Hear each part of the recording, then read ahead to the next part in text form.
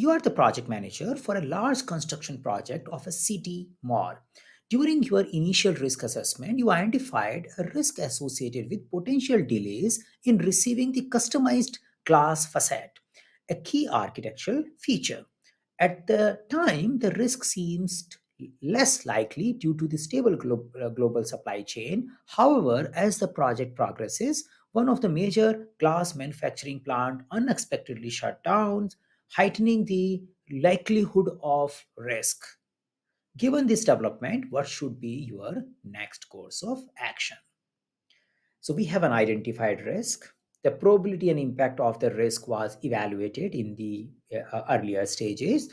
It was the probability was coming less, and now the situations are changing. The external environments are evolving. So as a project manager, I need to keep looking into the changes in external and internal environment. So I observed that there are changes happening in external and internal environment, and that change of that environment is impacting my risk assessment. Now, what should I do as a project manager? Yeah, the obvious thing should be that I need to reassess and update my risk assessment, but let's see the option. Option A, allocate contingency fund to expedite shipping from an alternative source. So it could be an option. We may end up doing that, but we don't have a conclusion that we look for alternative source. Yeah, we may do, but we don't have that conclusion as of now. Remove the facade feature from the project to prevent potential delays. That might be the case.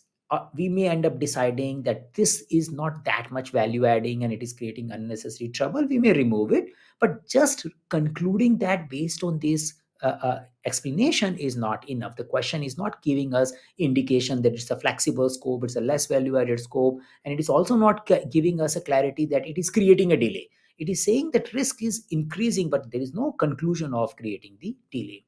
Option C, direct the project team to the source from local suppliers. It's always good to get something from local suppliers. It's always good to reduce cost, but you may need to consider other factors also, the quality, the other specifications. So it could be an option. It's like an option A only, but we don't have to jump to the action till the time we analyze that particular risk in a better manner. Option D, reassess the identified risk, update both its impact and likelihood, and then adjust your risk response strategies accordingly. So, great idea. This seems to be a very simple thing.